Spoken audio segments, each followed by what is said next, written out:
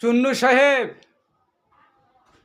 জাতীয় পার্টির মহাসচিব হয়ে অনেক দালালি করছেন।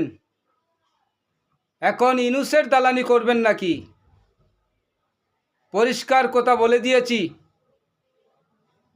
যদি এরশাদের স্বপ্নকে বাস্তবায়ন করতে না পারেন, মহাসচিবের পদ থেকে সোজা ময়মনসিংহের তাড়াইলে চলে যান।